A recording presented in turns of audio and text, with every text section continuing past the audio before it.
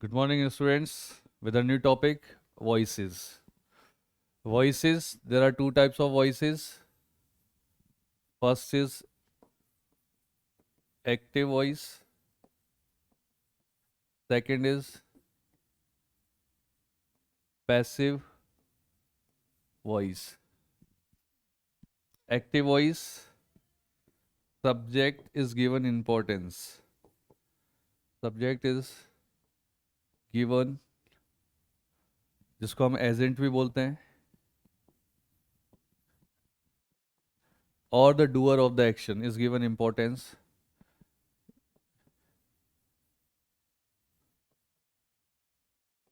Then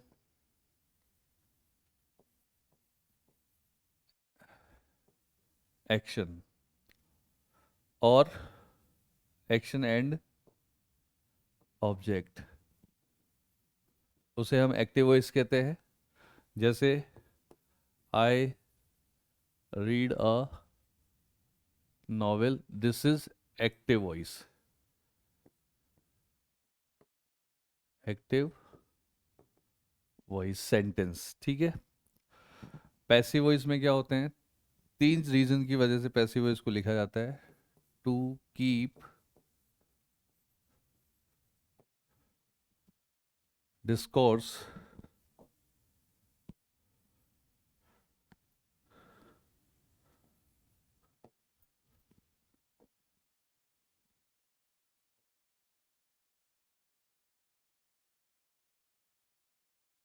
eight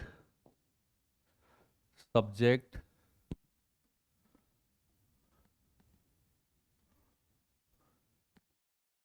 eight the subject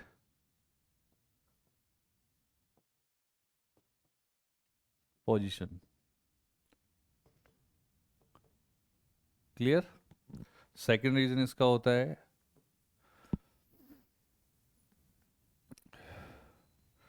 to avoid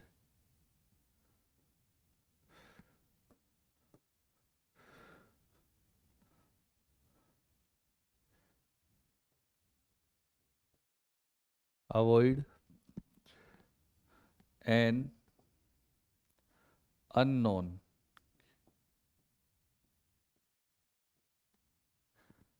or not important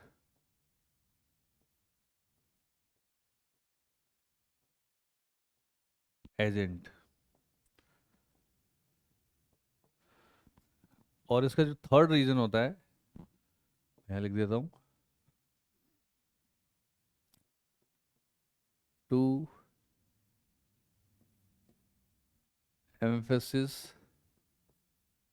the action and the impact of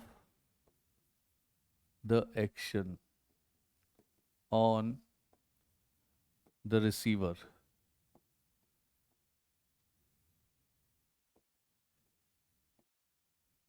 तो ये आपकी एक short note भी हो गया पैसिव वॉइस क्यों इंपॉर्टेंट है. और एक्टिव वॉइस क्या होता है, वापस से कर लेते हैं. वॉइसेस दो तरीके के होते हैं, एक्टिव वॉइस और पैसिव वॉइस. एक्टिव वॉइस में क्या होता है, जिसमें सब्जेक्ट को इंपॉर्टेंस दी जाती है. Subject is written first, then after the verb and object. It means the simple structure that is used, जैसे कि सेंटेंस है आई रीड अ नॉवेल. तो ये एक्टिव वॉइस है. पैसिव वॉइस की ज़रूरत हमें क्यों पड़ती है, जब कोई डिस्कोर्स को किसी सब्जेक्ट के ऑब्जेक्ट को is written first at the place of subject और गिविंग द अटर इंपॉर्टेंस, बहुत ज़्यादा इंपॉर्टेंस दी जाती है, तो वहाँ पर हम क्या करते हैं, ऑब्जेक्ट को लिखते हैं. तो उस वजह से अगर सब्जेक्ट इतना इंपॉर्टेंट नहीं है, डूअर ऑफ द एक्शन इतना इंपॉर्टेंट नहीं है, या फिर नॉन टू एवरीवन है, हर कोई जानता है, या कॉमन है, जनरल है, तो उसको अवॉइड करने के लिए हम क्या करते हैं, पैसिव वॉइस का यूज़ करते हैं.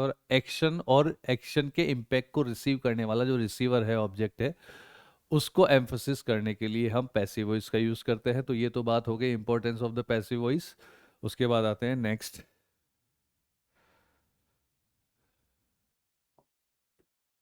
How to change an active sentence into passive sentence? There are 3 or 4 basic simple rules. You must follow those eternal and evergreen rules, and you can change each and every sentence that can be changed. Her sentence को जो कि change हो सकता है उसको हम passive में change कर सकते हैं.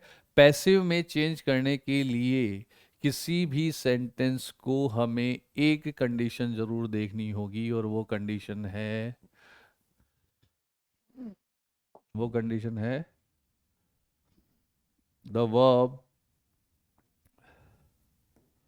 must be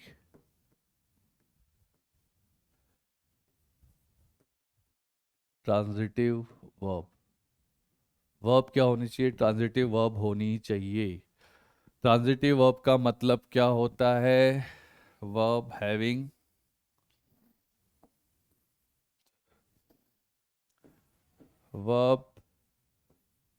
having object. इसे हम क्या बोलते हैं? ट्रांजिटिव वर्ब बोलते हैं. तो जिस वर्ब के साथ वो ऑब्जेक्ट आता है वो ट्रांजिटिव वर्ब, जिस वर्ब के साथ ऑब्जेक्ट नहीं आता है उसे इनट्रांजिटिव वर्ब कहा जाता है. हिंदी में आप इसे अकर्मक और सकर्मक क्रिया के रूप में जानते हैं. ठीक है.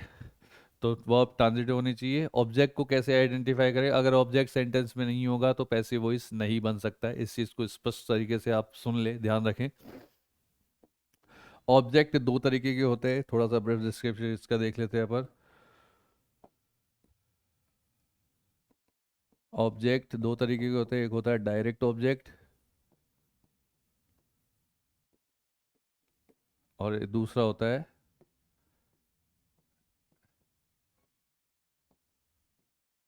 Direct object. डायरेक्ट ऑब्जेक्ट कौन सा होता है? नॉन लिविंग होता है.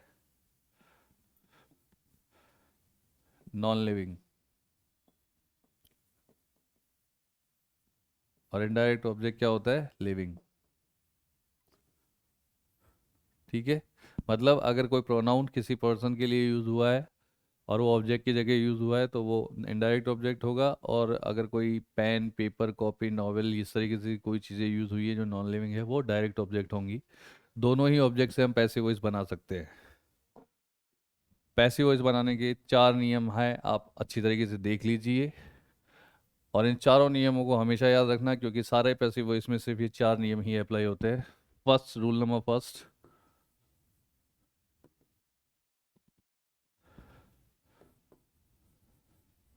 Rule first. Change the places of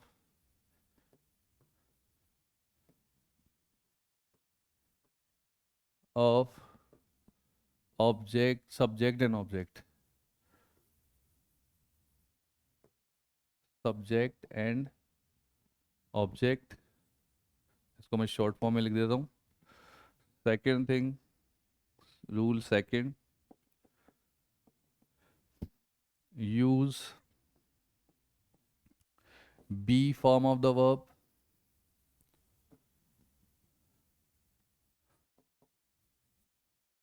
verb as helping verb. इसके बारे में थोड़ा सा डिटेल में डिस्कस करेंगे. Rule number 3, third form V3 of each main verb. And rule number 4, by, almost by,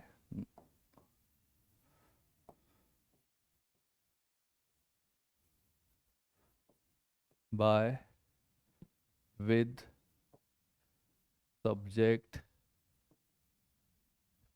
at the end. तो हमें सब्जेक्ट यूज करना है किसके साथ? बाय के साथ आखिरी के अंदर. ये 4 रूल फिक्स है. इन 4 रूलों में पूरा पैसिव वॉइस है. अब बात कर लेते हैं कैसे. एक सेंटेंस ले लेते हैं और इन 4 रूलों को हम एग्जाम्पलीफाई कर देते हैं.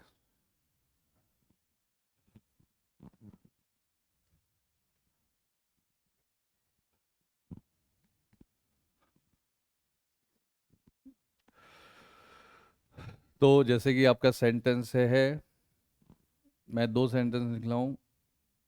ही gave him a car, और he cut an cut an apple with knife। दोनों ही सेंटेंस को पैसिव वॉइस में बदला जा सकता है क्योंकि दोनों ही सेंटेंस में ऑब्जेक्ट है। ये डबल ऑब्जेक्ट वाला सेंटेंस है, यहाँ डबल ऑब्जेक्ट है, और यहाँ पे सिंगल ऑब्जेक्ट है।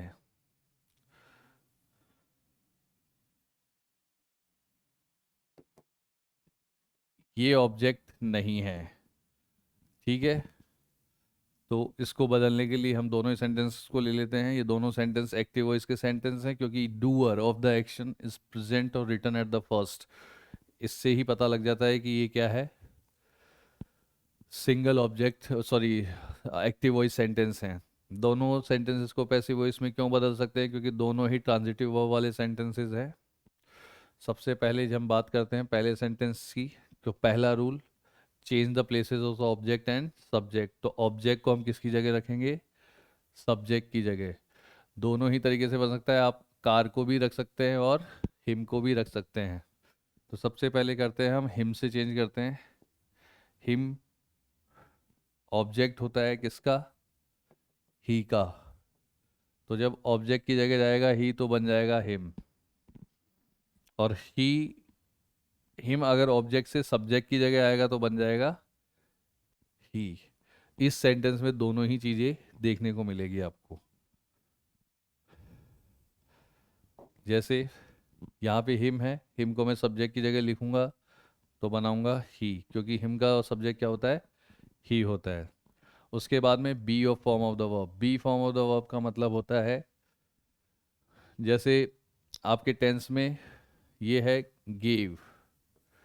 गिव कौन सा सेंटेंस का कौन से टेंस का सेंटेंस है, पास्ट इंडेफिनिट।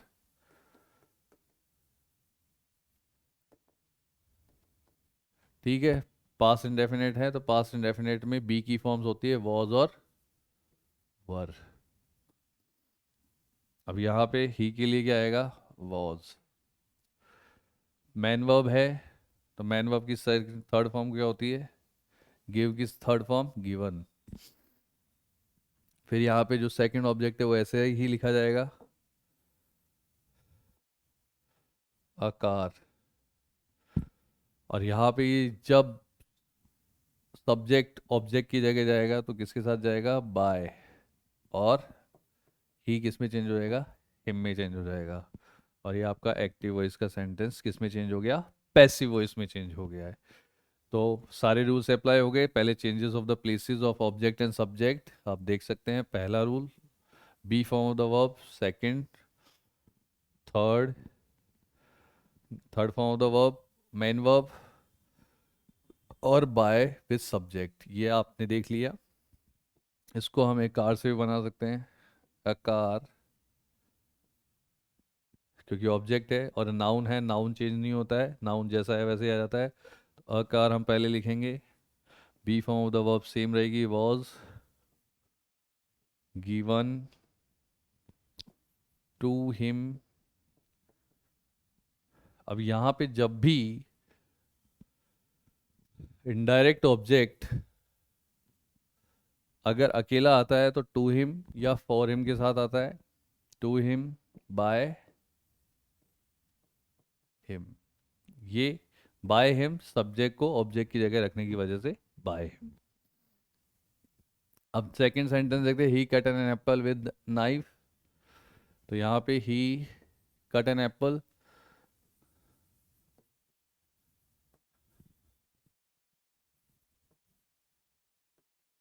विद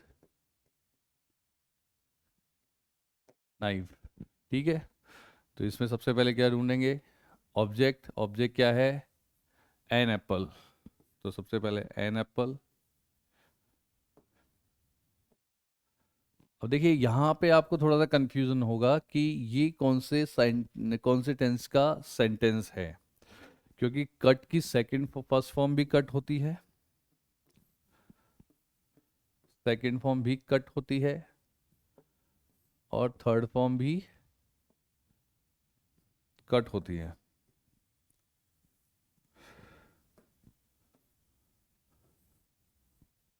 तो आप कंफ्यूज हो जाते हैं कि कौन सा टेंस है। लेकिन हमेशा याद रखो, प्रेजेंट इंडेफिनेट में,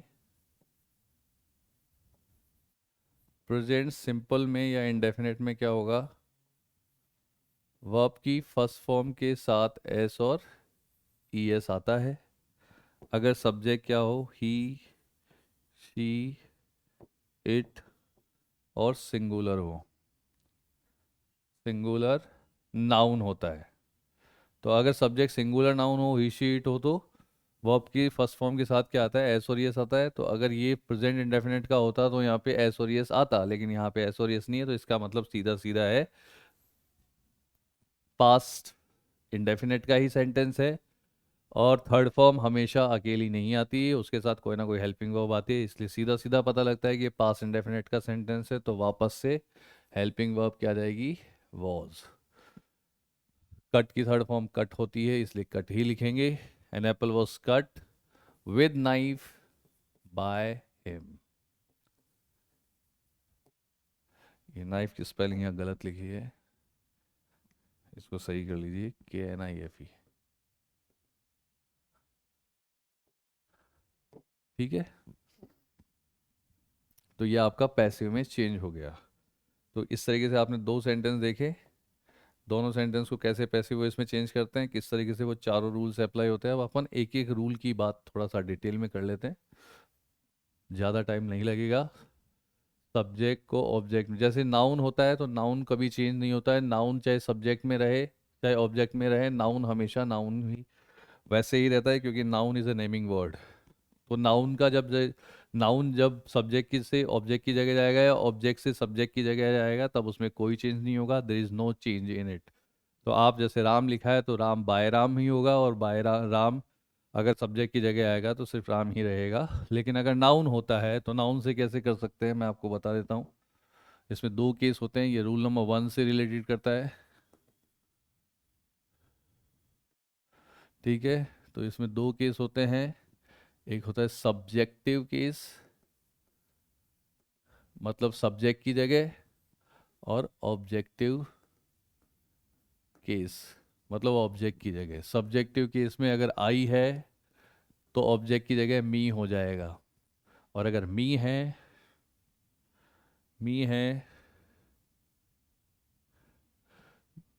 मी है तो क्या हो जाएगा,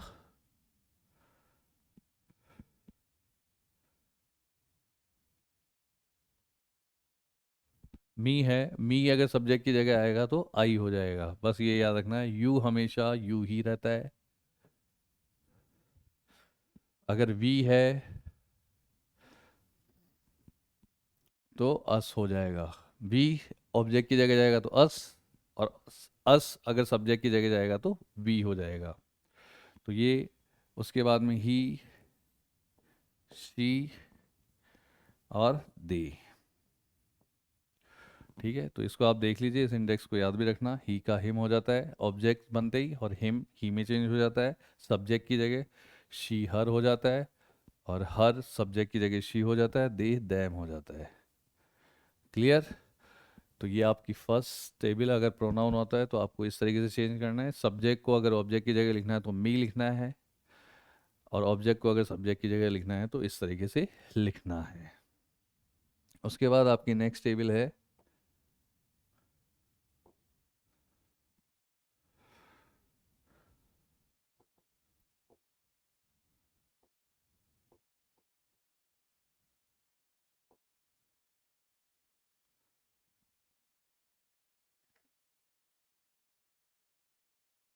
नेक्स्ट टेबल अगर अपन देखें तो रूल नंबर सेकंड से बिलोंग करती है।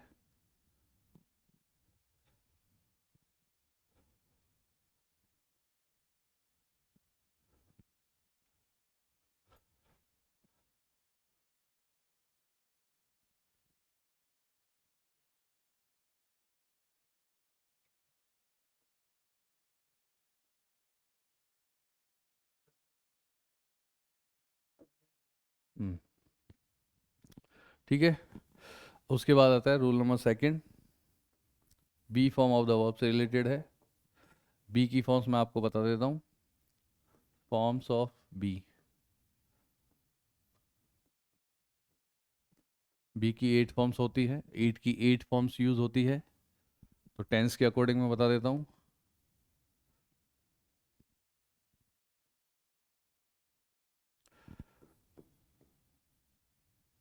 प्रेजेंट सिंपल का अगर सेंटेंस है,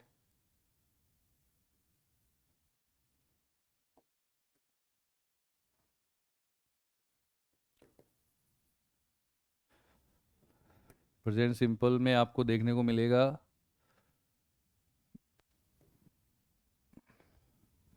वर्ब की फर्स्ट फॉर्म प्लस एस और ई एस, या वर्ब की फर्स्ट फॉर्म देखने को मिलेगी एक्टिव में, और पैसिव में आपको क्या करना है, इसको इज एम आर में चेंज करना है। प्लस में वर्ब की थर्ड फॉर्म, जो कि तीसरा रूल है, वो वैसे के वैसे आएगा। अगर डू और डज है तो इनके साथ हमेशा नॉट आता है, और नॉट के साथ हमेशा वर्ब की फर्स्ट फॉर्म आती है। इसमें भी आपको क्या करना है, is am are plus not plus verb की थर्ड फॉर्म पैसिव में। उसके बाद अपन चलते हैं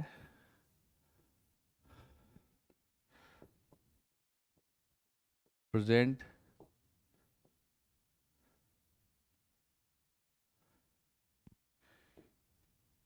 कंटिन्यूअस, इसको प्रेजेंट प्रोग्रेसिव भी बोलते हैं अपन।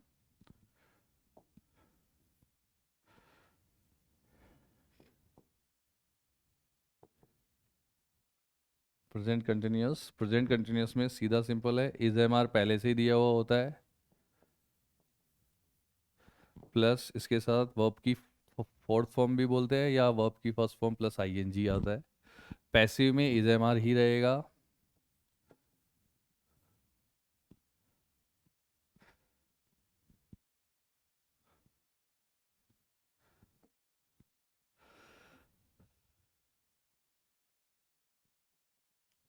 लेकिन इसके साथ लग जाता है बीइंग। क्या लग जाता है, बीइंग, और थर्ड की वर्ब की थर्ड फॉर्म आ जाती है। ये आपका प्रेजेंट कंटिन्यूअस अगर नेगेटिव होगा तो इज एम आर के साथ नॉट आ जाता है, तो यहाँ पे भी आप इज एम आर के साथ नॉट लगा दें, प्लस नॉट प्लस वर्ब की फर्स्ट फॉर्म प्लस आईएनजी। तो यहाँ पे भी आप क्या करेंगे, is am are plus not plus being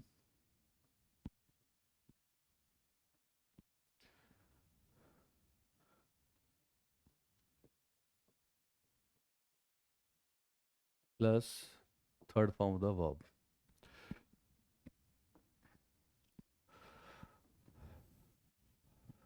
वही एक्टिव और passive.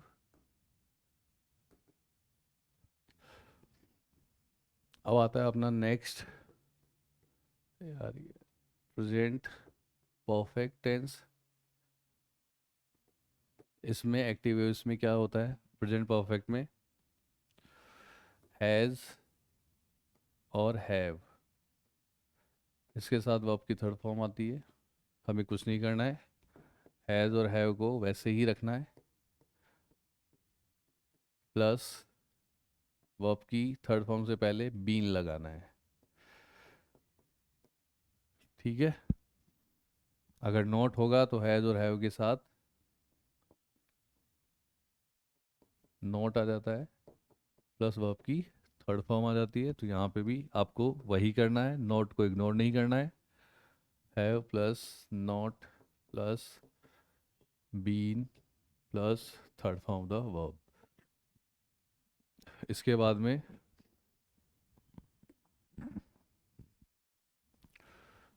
Present perfect continuous tense.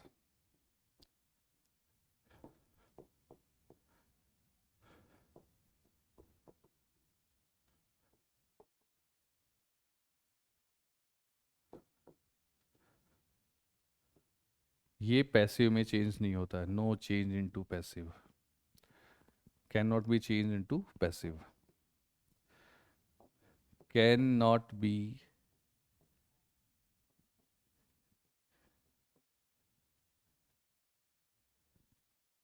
Into passive.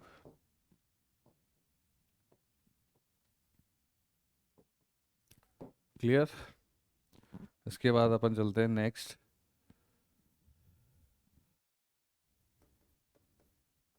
Active, passive, past simple. Past simple में वर्ब की सेकंड फॉर्म होगी, आपको यहाँ पे वॉज और were plus third form of the verb. अगर नॉट होगा तो डिड प्लस होगा, और इसके साथ अब वर्ब की फर्स्ट फॉर्म आती है,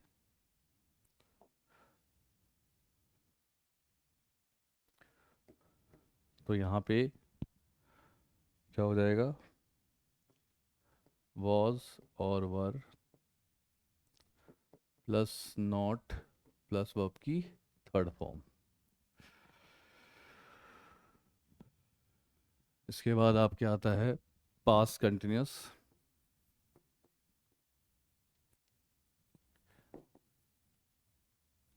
पास्ट कंटिन्यूस में आपके आता है वॉज वर प्लस वर्ब की first form plus ING.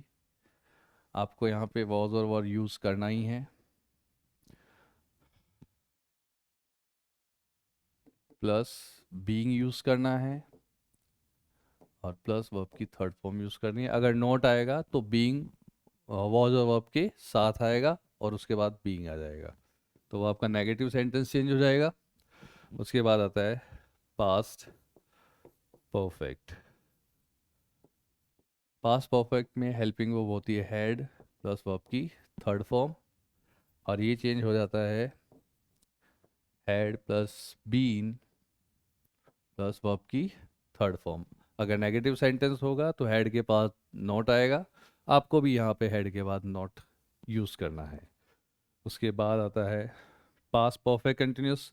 Past perfect continuous को हम पैसिव वॉइस में चेंज नहीं करते हैं, वो एक्टिव वॉइस में ही रहता है हमेशा। It can not be change into past, it can not be change into passive voice. Next अब अपन बात कर लेते हैं फ्यूचर की। Future totally based on what the models. तो सीधा सा है कि हम इसको एक ही रूल से समझ लेते हैं। मॉडल्स अगर होगा तो वर्ब की फर्स्ट फॉर्म होगी, और आपको यहाँ पे मॉडल्स होगा तो वर्ब की third, sorry, modal plus B लगाना है आपको प्लस वर्ब की थर्ड फॉर्म। कुछ स्टूडेंट्स बोलते हैं फ्यूचर कंटिन्यूस में विल और शैल होता है प्लस बी होता है प्लस आईएनजी होता है, उसका क्या करें? तो भैया नो चेंज, कुछ नहीं होगा उसका, पैसे में वो चेंज नहीं होगा, इसको नो चेंज ही लिखेंगे। क्लियर? लेकिन अगर मॉडल के साथ या विल और शेल के साथ हैव आता है, इसका मतलब फ्यूचर परफेक्ट होता है और उसके साथ वर्ब की थर्ड फॉर्म होती है, तो इसे चेंज किया जा सकता है। किसी भी मॉडल के साथ अगर वर्ब की थर्ड फॉर्म से पहले हैव होता है तो हमें उस मॉडल को लिखना है, फिर हैव लिखना है, फिर बीन लगाना है, और फिर वर्ब की थर्ड फॉर्म लिखनी है। ये सारे मॉडल्स पे अप्लाई होता है। एक और चीज़ याद रखना, फ्यूचर परफेक्ट कंटिन्यूस का भी पैसिव में चेंज नहीं होता है। तो ये आपके हो गया थर्ड रूल से रिलेटेड। आपकी पूरी की पूरी वर्ब्स का मैंने आपको बता दिया है कि आपको किस तरीके की वर्ब्स एक्टिव वॉइस में देखने को मिलेगी और किस तरीके से उसको B form of the verb में कन्वर्ट करके आपको आगे की प्रोसेस करनी है। वर्ब की थर्ड रूल, वर्ब की मेन वर्ब की जो है थर्ड फॉर्म हमेशा यूज होगी।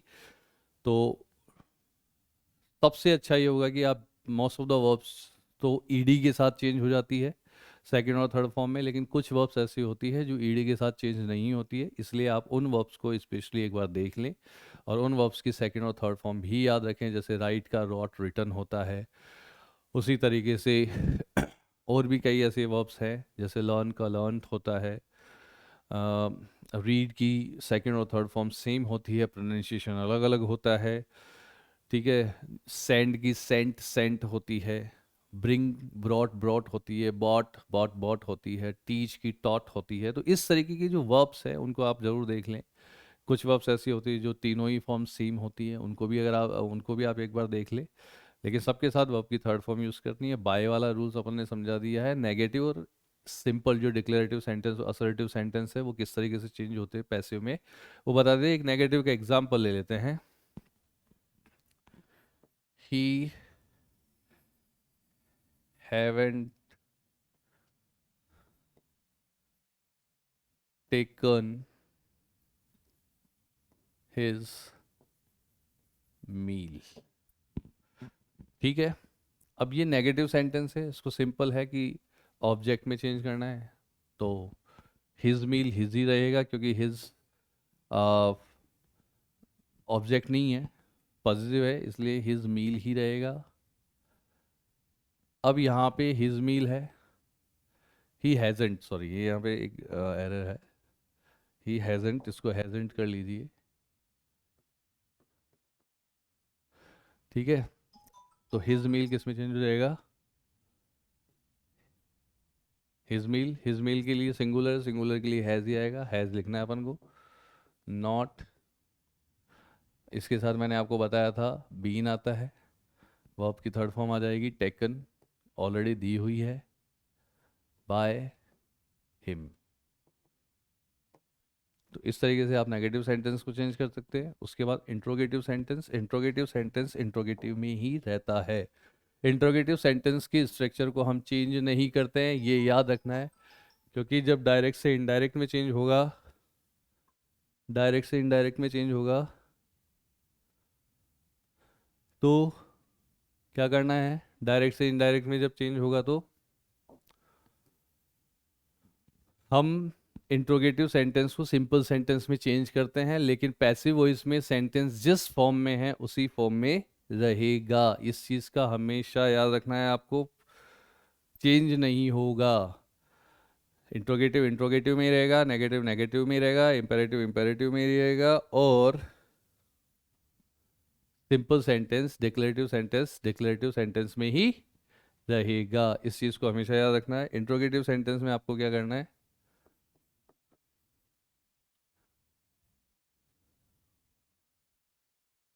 इंट्रोगेटिव सेंटेंस में आपको क्या करना है, जैसे कि एक सेंटेंस है, इंट्रोगेटिव सेंटेंस दो होते हैं, हेल्पिंग वर्ब से शुरू होते हैं, हेल्पिंग वर्ब से शुरू होने वाले, और दूसरा होता है WH वर्ड से शुरू होने वाले। दोनों का ही देख लेते हैं अपन। जैसे is they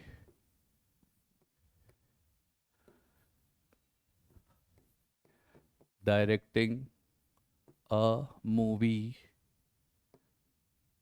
now a days.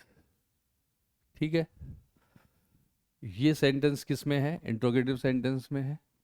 इसकी जगह यहाँ पे आर आएगा, सॉरी, क्योंकि सब्जेक्ट में ही यूज़ करने वाला है, लेकिन फिर मैंने आर कर दिया है, दे यूज़ किया है, तो are they directing a movie nowadays. यहाँ पे ट्रांजिटिव वर्ब है। तो क्यों ट्रांजिटिव है? क्योंकि मूवी ऑब्जेक्ट है यहाँ पे, तो हमें सेंटेंस का स्ट्रक्चर चेंज नहीं करना है। नेगेटिव इंट्रोगेटिव है तो इंट्रोगेटिव ही रहेगा। तो क्या करेंगे हम? सबसे पहले क्या करेंगे? ऑब्जेक्ट को सब्जेक्ट की जगह लाएंगे, तो अ मूवी ही लिखेंगे।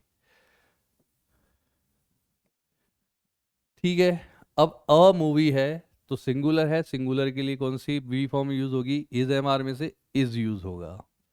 अब यहाँ पे क्या करेंगे हम? ए को स्मॉल करेंगे, क्योंकि सबसे पहले क्या आ रहा है? इज आ रहा है, तो इज अ मूवी। उसके बाद हमें बीइंग लगाना है। डायरेक्ट की सेकंड फॉर्म होती है डायरेक्ट, थर्ड फॉर्म होती है डायरेक्टेड, सेकंड फॉर्म यूज करनी है। nowadays by them। अब बाय लगाना है और सब्जेक्ट जब ऑब्जेक्ट की जगह जाएगा तो दे किस में चेंज होता है, देम में, जैसा कि मैंने आपको रूल नंबर फर्स्ट की टेबल में आपको बताया है। तो इस तरीके से आपको इंट्रोगेटिव, और ये इंट्रोगेटिव ही रहेगा। इंट्रोगेटिव सेंटेंसेस को हम किस में चेंज करेंगे, is a movie being directed nowadays by them, या हम ये भी कह सकते हैं is a movie being directed by them nowadays, कोई फर्क नहीं पड़ता उससे। नेक्स्ट आते हैं WH वर्ड वाला। WH वर्ड में दो चीज़ें याद रखना, एक तो हु से स्टार्ट होने वाले और एक होम से स्टार्ट होने वाले। जो हु से स्टार्ट होते हैं तो वो किस में चेंज होता है, सबसे पहले बाय होम लिखा जाता है, क्योंकि यहाँ पे सब्जेक्ट पूछा जाता है। और होम से स्टार्ट होने वालों के लिए हम लिखते हैं हु। ओके, तो हु कि होम किस में चेंज हो जाता है, हु में चेंज हो जाता है। और बा हु, होम किस में चेंज हो जाता है, हु में चेंज हो जाता है। हु किस में चेंज हो जाता है, बाय होम में चेंज हो जाता है। अब जैसे हु wrote this letter, ठीक है। अब यहाँ पे सब्जेक्ट के बारे में पूछ रहा है, जबकि है ट्रांजिटिव वर्ब, तो पैसिव में चेंज हो सकता है। हु को हम किस में चेंज करेंगे, बाय होम में। बाय होम अब आएगी सबसे पहले B form of the verb, क्योंकि इंट्रोगेटिव सेंटेंस है।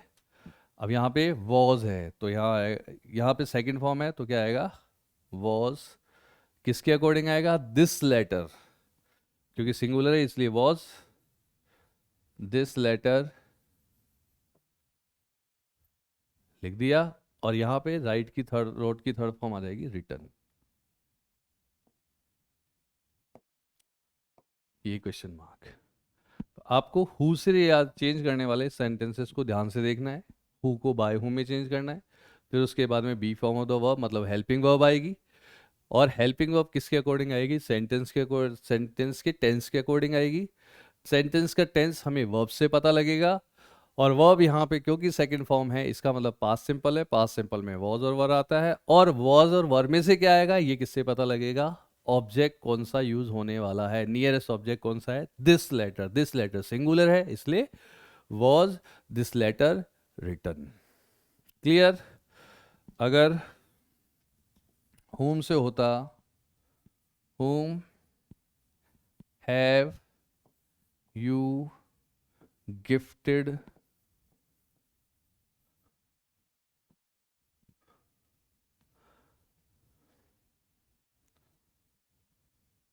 whom have you gifted a car।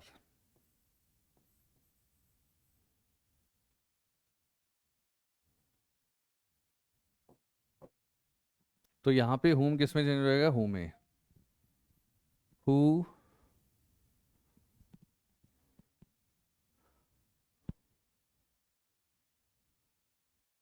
next have या has, who has gifted, who has been gifted a car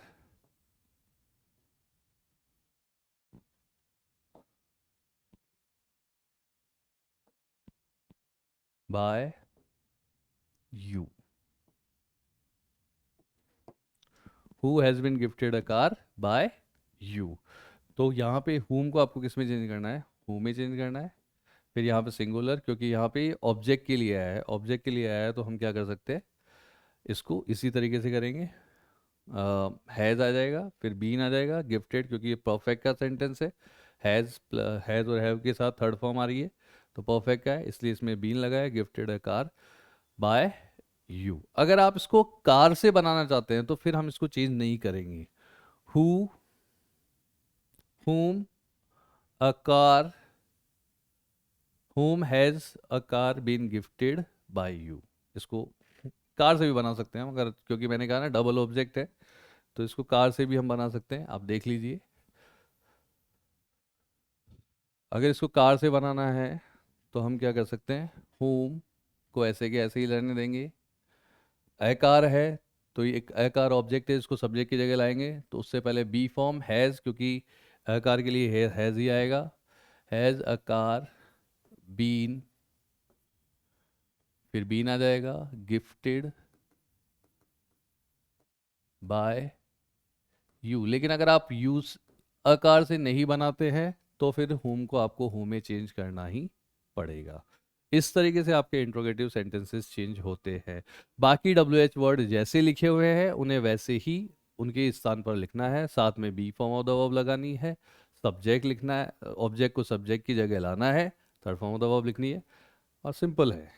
ठीक है, अब आते हैं लास्ट इंपेरेटिव सेंटेंस, और देख लीजिए आप। इंपेरेटिव सेंटेंस तीन तरीके के होते हैं।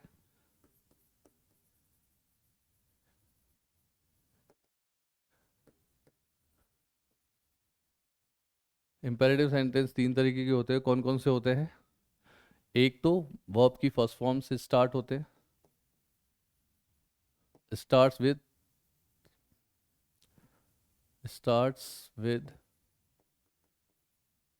वर्ब की फर्स्ट फॉर्म। दूसरा डू नॉट और डोंट से स्टार्ट होने वाले। और तीसरा होता है प्लीज और काइंडली से। ये तीन तरीके से स्टार्ट होने वाले जो सेंटेंस,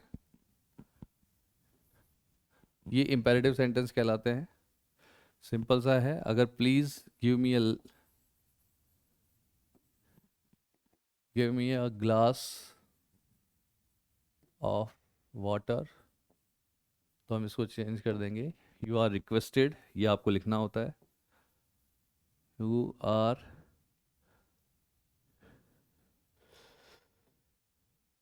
रिक्वेस्टेड, फिर टू लगाना होता है, फिर आगे प्लीज को हटा देते हैं और बाकी सेंटेंस ऐसे ही लिख देते हैं, गिव अ ग्लास ऑफ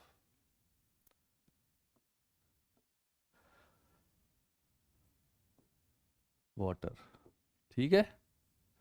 अगर don't say don't smack, do not smoke आता है,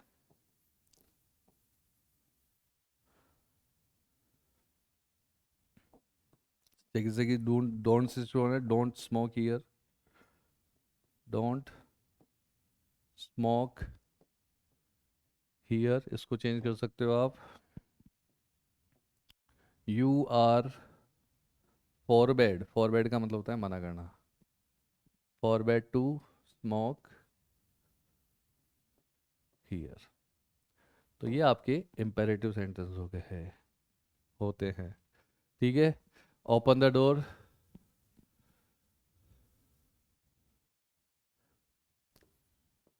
वर्ब से स्टार्ट होने वाले, इसको देख लो, डोर,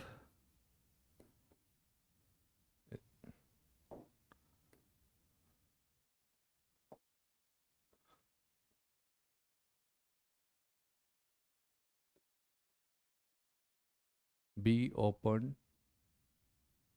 बाय यू, या you are order to open the door, आप कैसे भी कर सकते हैं, इसको बना सकते हैं। तो ये आपके इंपेरेटिव सेंटेंस है। इस तरीके से आपके पैसिव वॉइस पूरे ख़त्म। और भी कुछ चेंजेस होंगे तो अगली वाली क्लासेस में हम आपको और बता देंगे। आपके क्वेश्चंस भेजते रहिए, हम आपको सॉल्यूशन देते रहेंगे। बाय।